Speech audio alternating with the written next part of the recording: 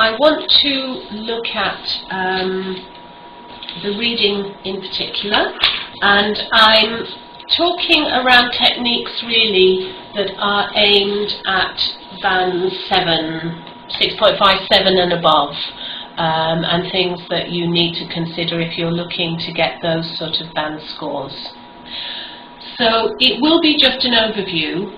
There is actually a lot that one can say about this topic, and because it contains so many different types of question, and each question needs a fairly different, slightly different approach to the others. But I've chosen to concentrate on two types of question, and those that students tend to struggle with most. I apologise if you can't see some of the slides because I formatted them all, but when I've uploaded it here, some of the formatting has gone. So this says at the bottom some suggestions on how to approach this, which was the title of my talk. Okay. So, again, this was formatted, but the formatting seems to have gone. So, what exactly is the IELTS reading? What are we being asked to do? What is the examiner or the test itself looking for? Okay, so basically, it's a very important skill if you are going on to further study. And I think one thing you need to remember about IELTS is it's not just an English test, it's a test of your application of English. And it's aimed mostly at people who are going on to do further study. And so the universities and the institutions of higher education need to know not only that students who are applying for these courses have good English, but they are able to apply that English to the different tasks that they're going to have to face at university and higher education level. So that means for the reading that you're going to have to address very long text, whole books in some cases, and be able to sift and glean information from those texts, from those books, quickly and easily. So it's not just about reading, it's about applying your English to specific reading tests. So it tests your ability, as it says here, to use your English to gather information. So imagine if you're reading a paper or a magazine article and you need 3 or 4 key pieces of information in order to write your paper, write your essay, attend your seminar, go to your tutorial, etc. So those are the kind of skills that it's testing there. So it's not a pure test of English, it's an applied test. So how you use your English in certain circumstances. You need to be able to skim and scan text to find key information. So the IELTS reading tests this ability. How good are you at finding small pieces of information in a large body of text? And finally, it's testing general understanding of the text, but it's also testing your skill to find more specific and pertinent information and the kind of information that you're going to need in your university studies, and indeed if you're working. If you're working, you will also be presented with large bodies of information and text, and you have to find the key points. So that's really the purpose of it. It's not comprehension, and it's not really testing your reading per se. It's testing your ability to use a text to get specific information. Okay, so sorry about this. The left hand seems to have come off. I had it all highlighted. So some things that you have to remember when taking the test. Okay, I think it goes without saying that you do not have much time. I think if you've taken the test already, you know that. If you've been preparing for the test, you also know that. You have an hour for 3 texts, you have to work quickly. So those skimming and scanning techniques that you learn when you're preparing will be very, very important. Okay, you do not have time to read the 3 passages. This is key. If you start to read the passages, chances are you won't have enough time to do the questions. So that means that your concentration should be more on the questions. You should analyse the questions. You should look carefully at the key words in the question and underline them. and then you use those keywords in the question to go back to the text, find the place where the answer is going to be, and at that point you can analyze that bit of the text. So that's the only time that you're reading carefully, and you'll only be reading maybe one sentence or two sentences. So always start with the questions. Look at the title of the piece. That gives you an idea about the topic, and then when you've gone through the questions carefully, you should have a pretty good idea of what that reading passage is about, just from the questions. Then you have to use skills of skimming, scanning, as I said before, but also of prediction. Look at the questions and get an idea in your head of what you think the answer might be. And then using the keywords, you go back to the text and you are testing your prediction. You are finding out whether your prediction was right or wrong. And you're testing, if you like, a kind of hypothesis on how you feel the answer to that question should be. So if you go through the text without an idea in your head, then it's going to be far more difficult. So start with the keywords and an idea of what you think it might be, and then test that out by analysing the place in the text where that answer is going to be. Okay, so go through the questions as quickly as you can. I think you have about a minute and a half for each question. But, having said that, the questions, if you're looking at a band 6.578, then you shouldn't be spending long on the first passage. So you shouldn't be struggling with questions 4, 5, 6. If you're struggling, leave them because there's something wrong. Either you're in the wrong place or you've actually gone too deep into that question. So go quickly when you finish all the questions for passage 1. Go back quickly to the ones you were struggling with, see if you can find the answers. If you can't, then move on to the next passage. There might be time at the end to come back. If you get to the end of the whole test and there are still 2 or 3 questions and you haven't finished them, just guess. You're not going to get penalised, and you never know, you might just get it right. Okay, remember that the passages get progressively difficult and the questions get progressively difficult. So if you're going for band 7 and 8, you should be spending more time analysing on passage 3. And you have to finish all 3. If you want band 7 and you don't finish all 3 passages, you're not going to get band 7. So you must finish. So if you're struggling with passage 1, leave it and go back, because the answer is going to be simpler than you think it is. So do be aware that they do get more difficult and you have to finish all of them. And also remember, this is not a trick. There are no tricks in here. The questions are related directly to the text. So you should find parallels between your question and the place in the text where the answer can be found. So look for synonyms, look for paraphrases. When you've underlined your keywords, you're probably not always going to find that particular word in the text. So you're going to have to work with synonyms. If there's a word you really don't know in that sentence, but you're convinced that that is the right place, then probably that word is a synonym. So if you're really stuck, you can assume that that word is a synonym and make your answer accordingly. Okay, so those are things that you mustn't forget when you're actually in the test.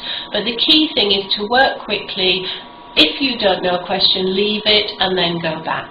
And at the end, don't leave any blanks. If you're really not sure, just make a guess. You know, you've got a chance of getting it right. Okay. Let's have a look at some of the question types. I'm sorry, this again, the formatting's gone, so it may not be clear. I'll read it through.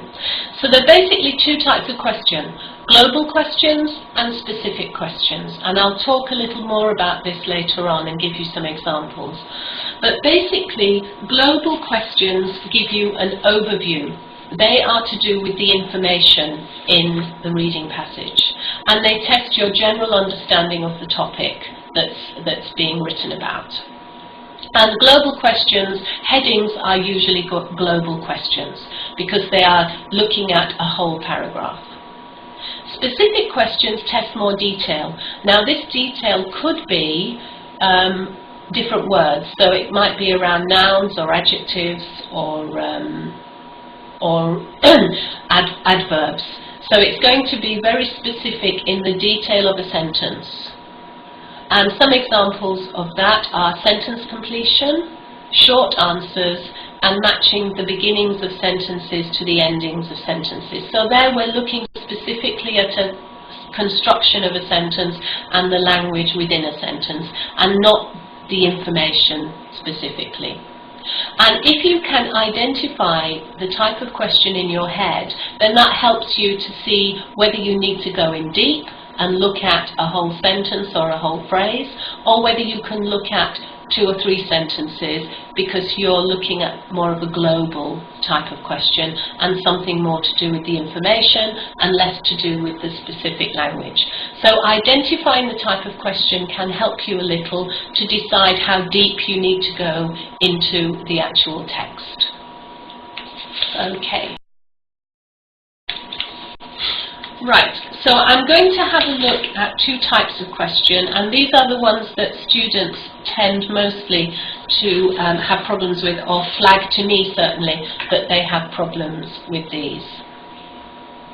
Okay, so these are some things that you can consider when looking at headings. And if you want any more information on this, there is a book by Sam McCarter called Tips for IELTS. And he goes into all the question types very deeply. I don't know if you know that book, but it's a very small book and it's quite worthwhile having. It gives you a lot of help on skimming and scanning and that sort of thing, and also on the different question types. Right, if your heading is very general, then it could quite be an opening or closing paragraph. So if you have a very general heading, look first to those 2 paragraphs and see if it fits. If you get headings in your reading, do them first. So even if it's the last question in reading 1, do it first. The good thing about headings is it gives you a good overview of the whole text, because you have to read every paragraph for the headings and you have to look at each paragraph. Then by the end of the heading exercise, you'll find that you know the content of the reading very well.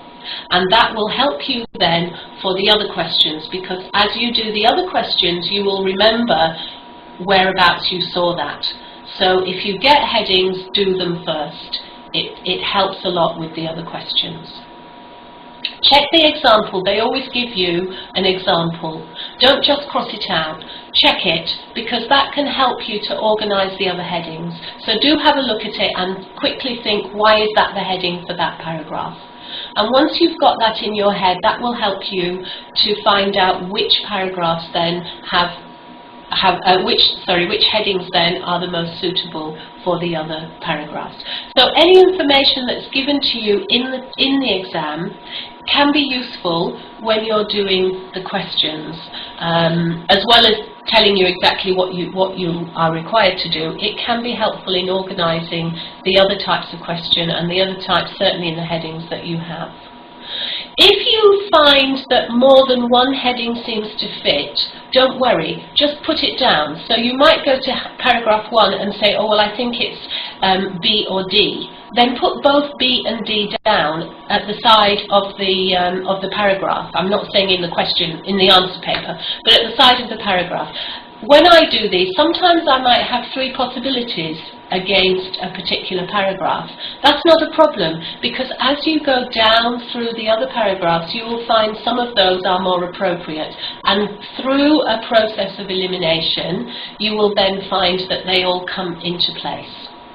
If you're struggling with a particular heading, try and turn it into a question. In fact, with many of the questions in the reading section, if you can turn them into a question, then it helps you to find the answer. It's again going back to that idea of testing a hypothesis or testing a prediction. If you have it as a question, then you're looking for an answer, and that's a lot easier than just doing a matching. Okay. Yes, you asked about headings. Headings are where you're given a list of possible topics for each paragraph, and you have to match the paragraph against the topic that you're given. Headings is just the name of it. Okay, but we will have a look at some of those. I chose the picture of the pyramids here because I think the pyramids must have been an amazingly difficult thing to build and seemed impossible. And sometimes when students talk to me about headings and yes, no, not given, they seem to think it's impossible too. But the pyramids got built, and so do your answers to your headings and yes, no, not given. It's just a case of being analytical and also using the techniques that you have learnt in your reading to find the correct answer. All right. So I've got a list of headings here that are related to a reading passage. So what I'd like you to do is to just read them through and then tell me what you think the reading passage is going to be about. So anybody got any suggestions about the topic here?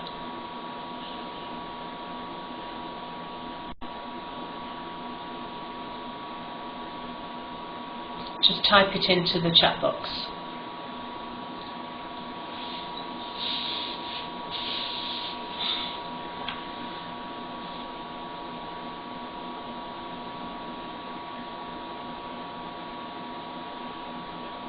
Any ideas? There are certain words that are coming up a lot more than others. Crisp packets, for example. So it must be something to do with crisp packets. Notice it's crisp packets, not crisps. Okay.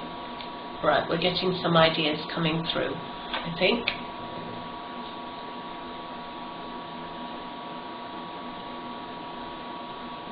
Yep, good. That's a good suggestion, Jabba. It's about recycling crisp packets. Because they mention litter. They mention making larger sheets. Any other suggestions?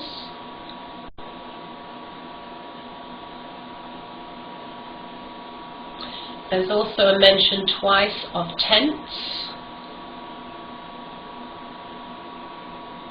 There's a mention of material. I'm just going to give you another minute or two to make some suggestions.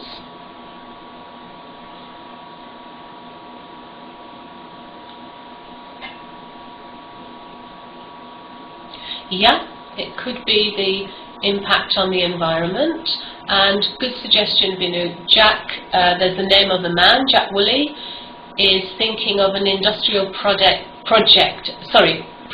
or product perhaps, because it says industrial design and products to be made with crisp packets, yeah.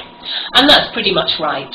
It's about somebody who is thinking of a way of both solving the litter problem and also producing something out of these crisp packets. So from the questions you see, you haven't even seen the passage, but from the questions you can pretty much get the overall topic of the reading.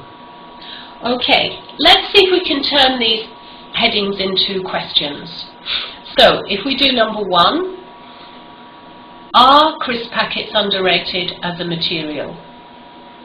So we can use that question to see which paragraph that might fit to. Do thousands of crisp packets cause a big litter problem in London? Did he get the idea from seeing crisp packets all around the streets? Can crisp packets be adapted to different temperatures? Is Jack Woolley studying at university?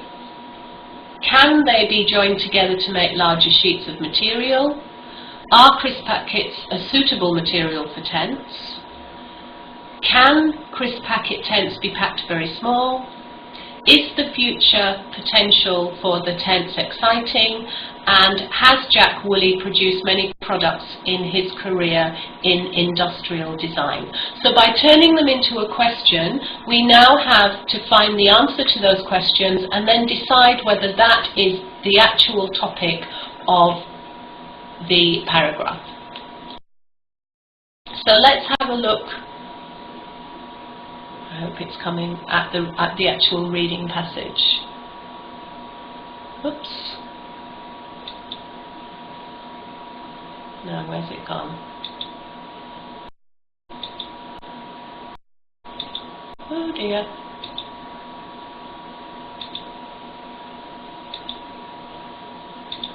Something seems to have happened to the rest of the presentation. Okay, let me see if I can upload it again here.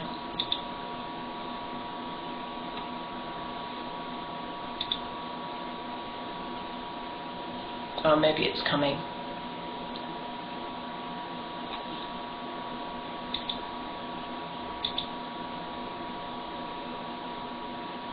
Right, sorry about that. I don't know what happened to it. So we're going to have a look here at a reading passage. There we are. There it is, finally. Okay, I'll just close that one. And here is the reading passage. Okay. Now, I'm sorry, I haven't got them side by side, which is going to make it a little bit more difficult. But just have a look at the first paragraph, and what I want you to do is just to read the first 2-3 sentences. In fact, I'll read them through. So, discarded crisp packets are the blight of every high street. They take an age to degrade and are also difficult to recycle. Unless, that is, you use them as they are, thought Jack Woolley. Okay, let's go back and look at the headings, and can you put a number in the box of the heading that you think it should be? If there are 2 that are possible, then put those in.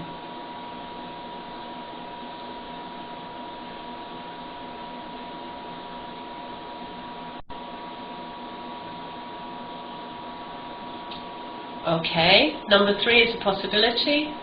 All right. Okay, you think number 3. Right, so we're saying, with number 3, did seeing crisp packets all around the streets of London give him an idea? For number 1. Let's go back. Sorry, let's go forwards, not backwards. Okay. Is there any reference here to his seeing the crisp packets on the street? Remember, we're talking about him seeing them on the street.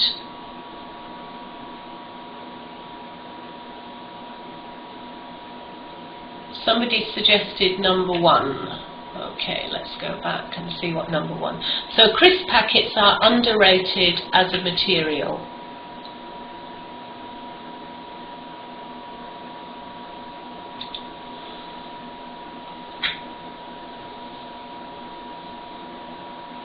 Okay, we've got a lot of mention of material.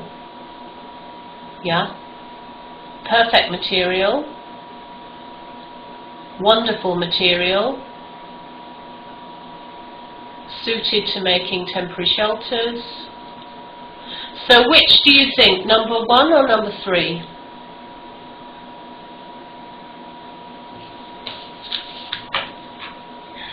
Okay, let's leave both. Let's say we'll stick with number 1 and 3 for that.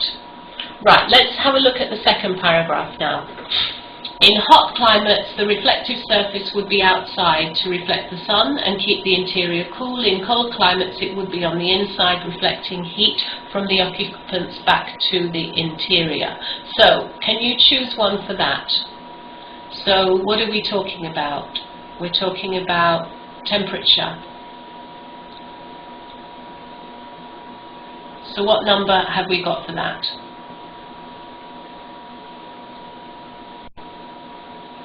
Yes. I think it's only 4 because nothing else talks about temperature. So we can assign number 4 to the second paragraph. Okay, let's have a look at the third paragraph. I'm going to let you read it yourself there.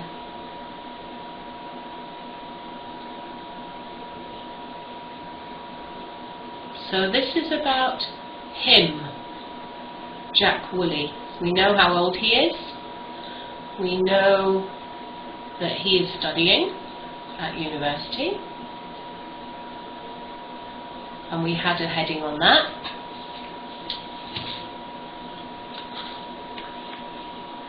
Okay, let's go back. And can you suggest which headings might work for that one?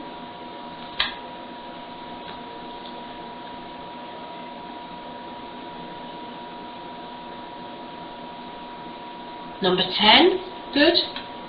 Anybody got another suggestion?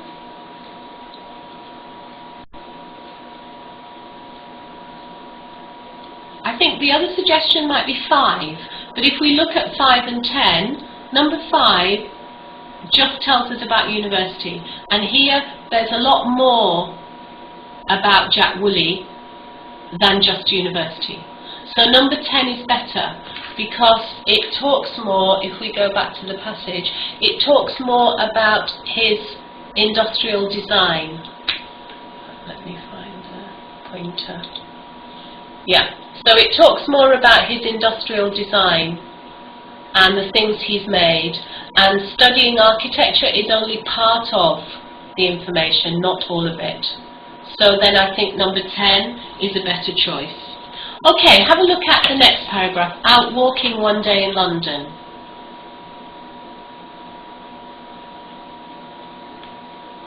So he is in the streets, this is about him again, and he collects crisp packets. So if we go back to the, right, any suggestions for that one?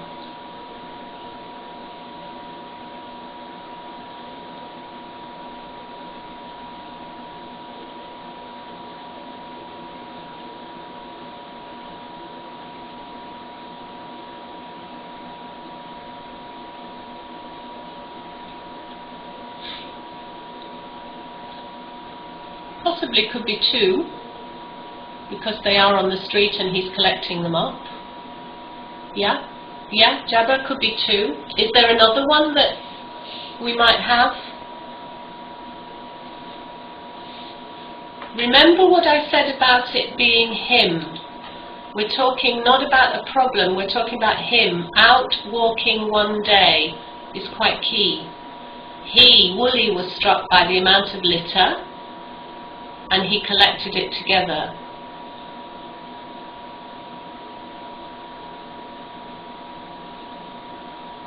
So remember what, whoops, sorry, I've gone the wrong way, what he's doing here. So I think the other one is this one.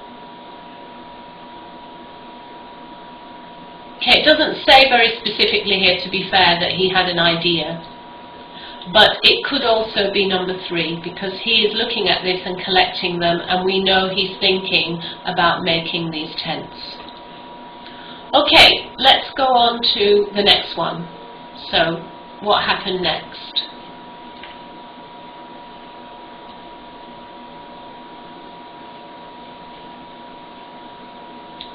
So he takes them home, and he works with them. Right. Any suggestions there?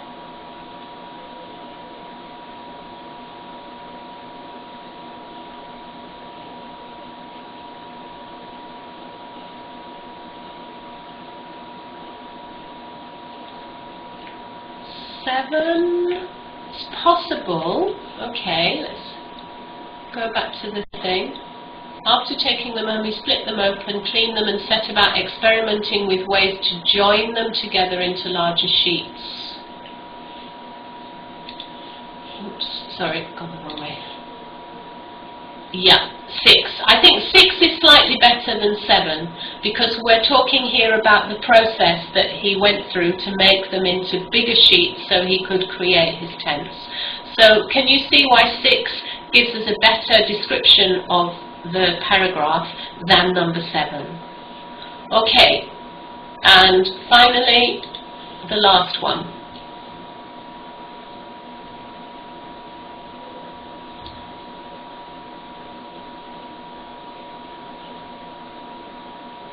Okay, so we can see he's talking to a crisp manufacturer. He's also trialing different structures without using poles. So which heading would encapsulate all of that.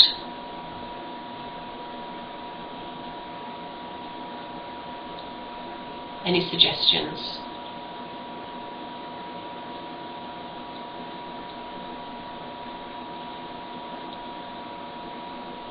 Yeah, number 9, because it's about the future.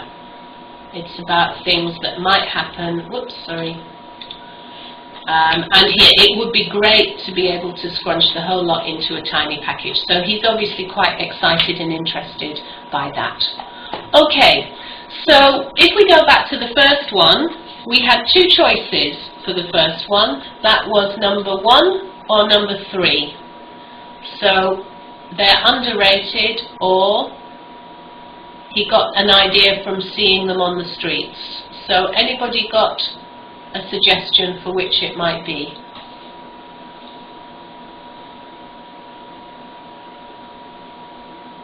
I think so, yeah. I think 1 is better because it's talking about material, perfect material, and it doesn't say anything about him, about the litter, except in the first sentence. Okay, let's move on. Well done. Okay.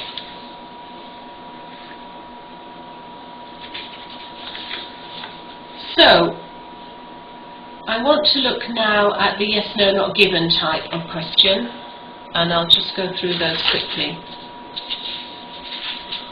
It's a bit slow loading.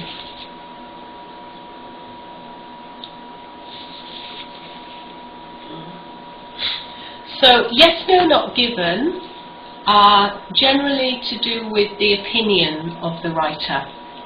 So you're testing whether this agrees with the opinion of the writer, or whether it doesn't agree, or whether there just isn't adequate information for you to make that decision. Right, I don't know why this one's being so long.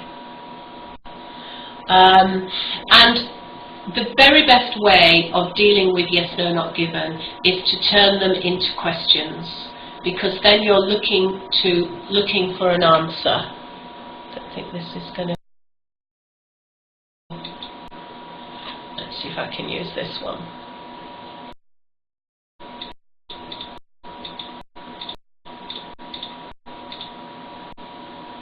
No, doesn't seem to be any better.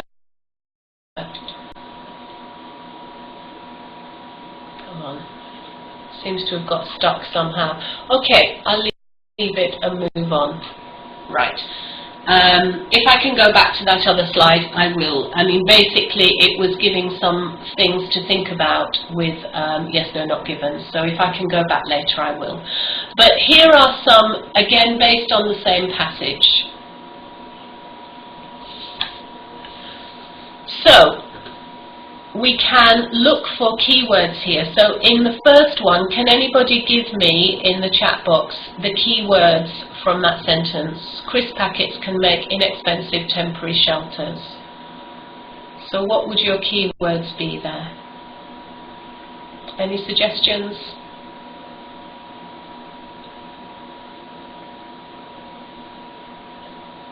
Just put 1 in.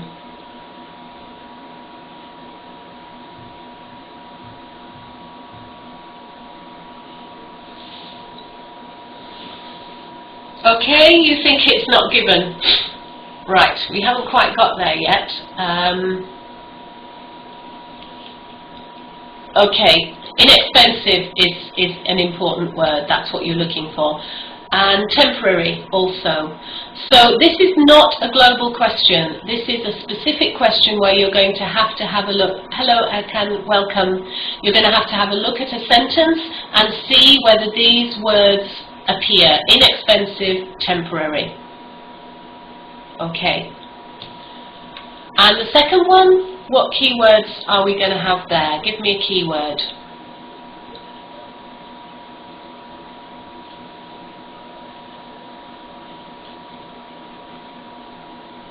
Anybody got any suggestions for the second? Yeah, disposing is important. Another word, perhaps, yeah, difficulty, because you might find out that city councils are disposing of crisp packets, but is it a problem for them or not? And that's quite key. So difficulty and disposing, and city councils, that's how you'll find the sentence. Okay, what about number 3? What keywords are we going to have there? Works, good. Architect, fantastic. Okay, and number 4?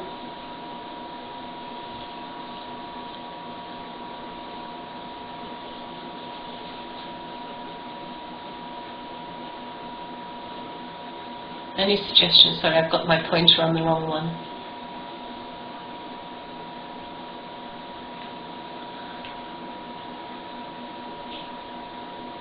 Yep, joined together probably. Pipes is a good one. And scraps, yeah, well done. And number 5, keywords.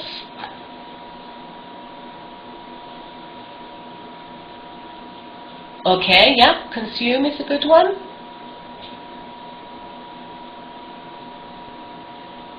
Anything else?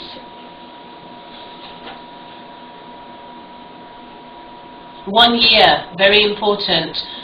600, very important. There are 2 more that are also one pupil, yes, one. So is it one? Is it many? Is it a pupil? Pupil we understand as being a school child. Okay. Any better now? Okay, good. Right, thank you. Okay, I was just saying, let me go through these last 2 quickly because we've lost a few minutes there. So in number 6, I would say supporting, thank you, supporting the work, and possibly major might be, because is it really a major manufacturer or a less important one? And in the last one, I think people. Is it people? Yeah, manufacturer, that's a good one. People, don't mind, and possibly on the streets. Okay, let me just go back, see. No, that one is not going to load. Right. So we should have the text again here.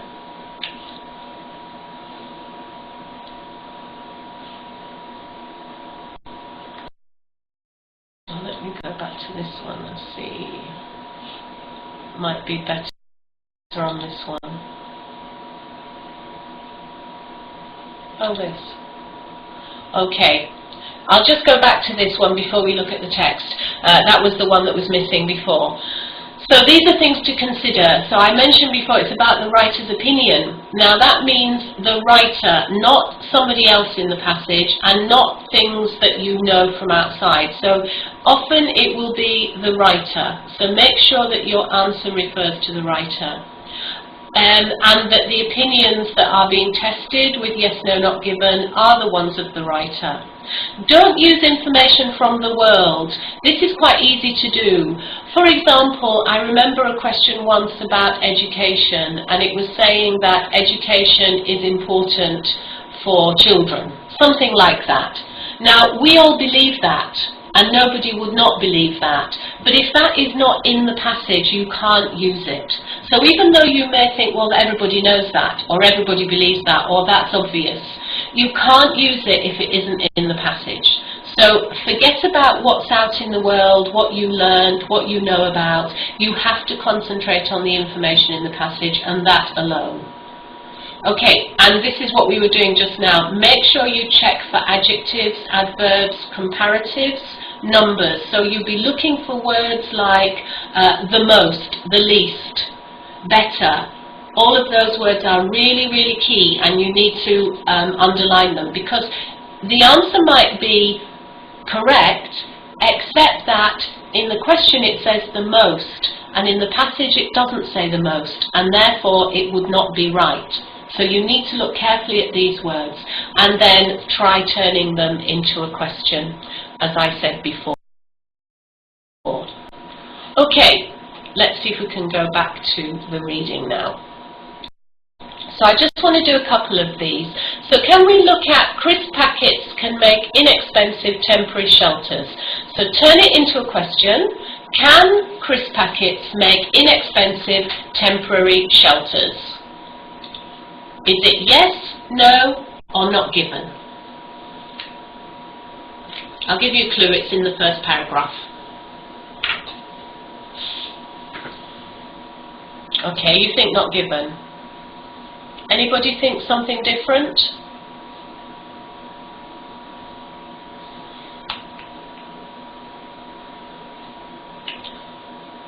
Okay, it's perfect material, cheap, inexpensive, temporary, shelters. So it's yes. It's yes, because all of that applies. Okay, let's have a look at this one. City councils have difficulty disposing of crisp packets. Do city councils have difficulty disposing of crisp packets? I'm sorry, it's not so easy when you have to go backwards and forwards. So, city councils, that's the first thing we need to find. And then tell me if it's yes, no, not given.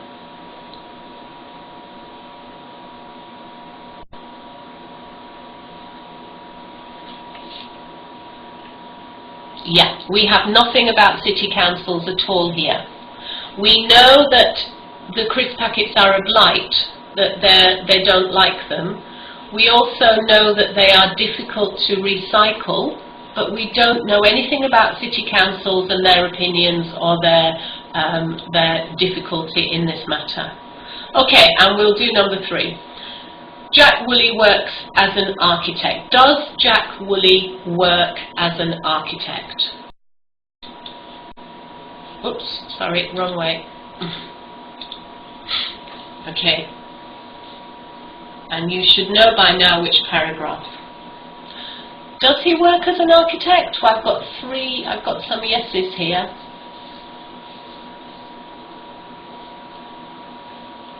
No. That's right, Vinu. He is studying architecture, that we know, but he is an industrial designer, so that's his job. He's a London-based industrial designer, so he doesn't work as an architect, he works as an industrial designer. So that one is no. Okay, right. And we'll do one more. Are crisp packets joined together with old pipes and other scraps? Remember where the joined together was? It's here. We discovered that in the headings. So see how the headings can help you, because now you know exactly where the information is in which paragraph. So can they be joined together with pipes, old pipes and scraps? You think no? I think the answer is going to be yes, because what is plumbing? Plumbing is to do with pipes. It's to do with water. So there you have an example of not a synonym so much, but an association and a paraphrase. So I think the answer to that one would be yes. Okay, let's move on. And hope this one. Okay, so I've done the keywords here underlined. I've done 2 colours because I think these are the orange ones are kind of key, but we know about those. But the real keywords are the ones in red. And so you would underline those, turn it into a question, and then go back and try and find the answer to the question you've created. Sorry, sorry about that, that was my telephone. Okay, let's go on. Let's go on to the next one.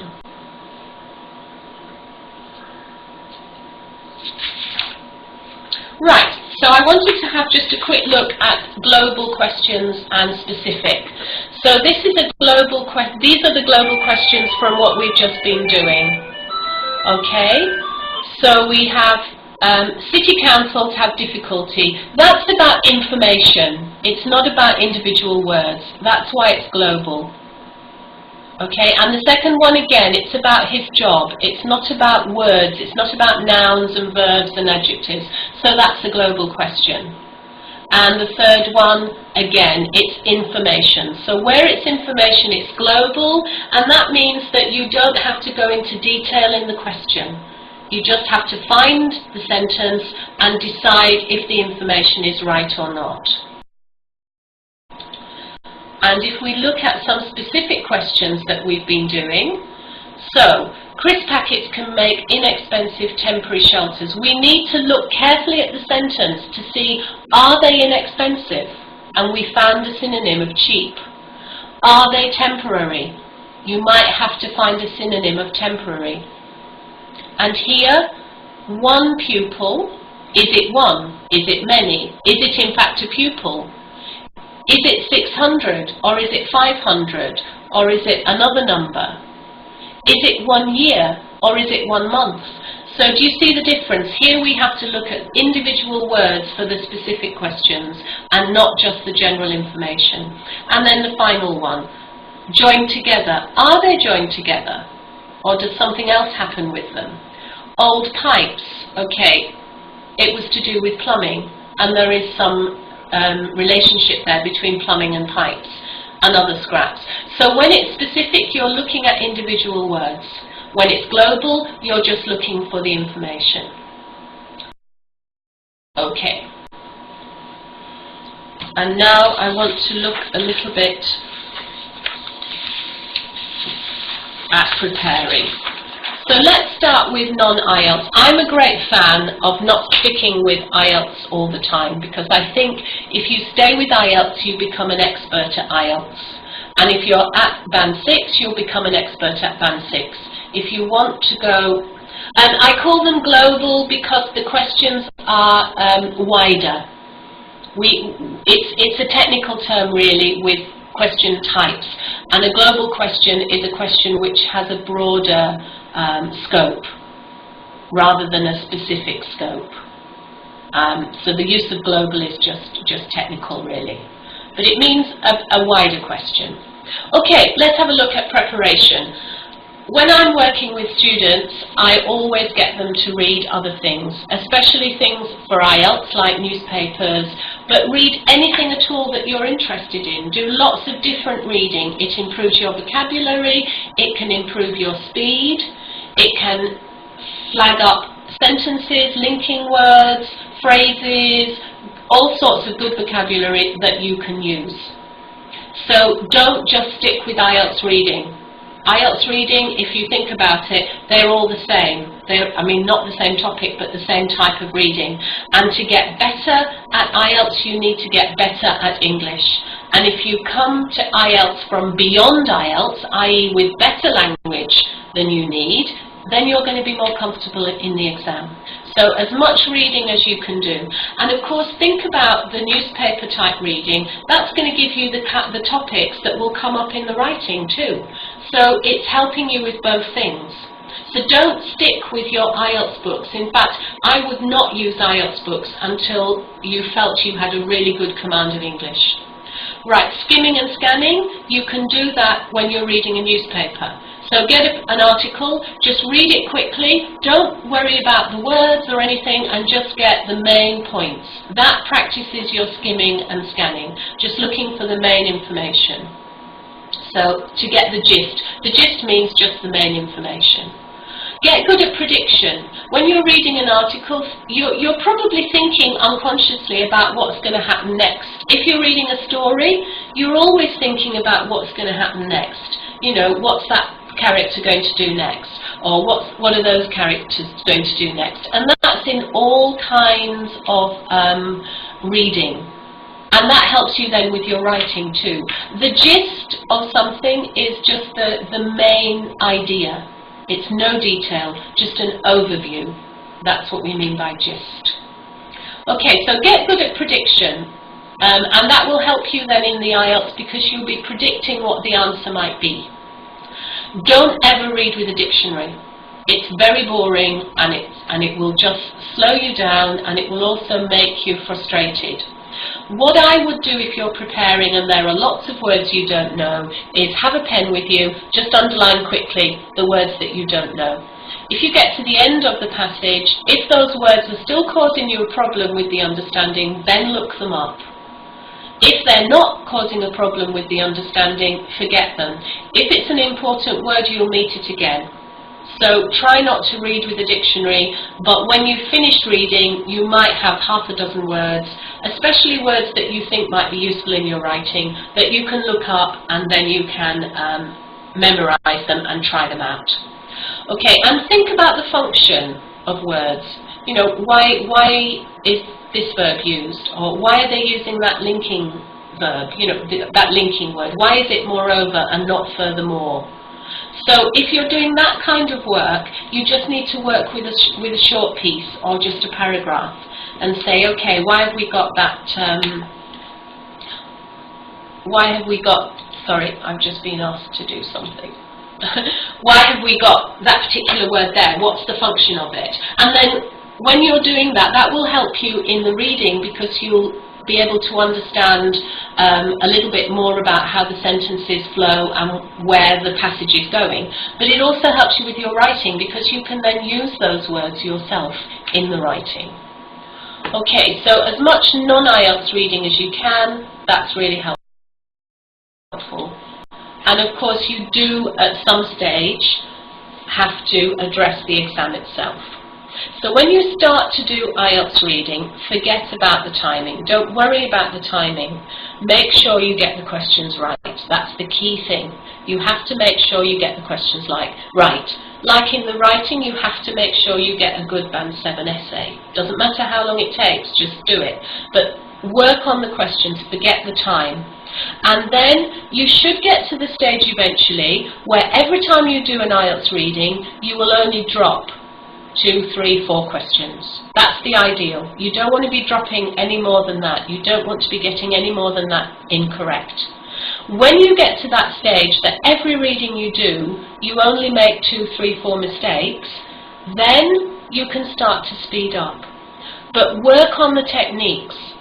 If you get questions wrong, go back over it. Why did I get that wrong? Why is it not my answer? If you've got books to work from that have got explanations in the back, that's helpful because it will explain why it shouldn't be the answer that you chose. But take your time, because what's important is getting good at it, is the strategies and the techniques and being good at the reading, not how quickly you can do it. You might do it in 15 minutes and get 50% wrong. That's no good. You have to have them all right. Speeding up is not difficult. Getting it right is the difficult thing. Okay, and then once you're confident that every time you do an IELTS reading you're going to get, 36, 37 correct, because it's usually 40, yeah, then you can start to speed up. Okay, but if you're doing the non-IELTS reading as well, that's going to help you speed up because you're going to get better at skimming and scanning and predicting and all of those other techniques.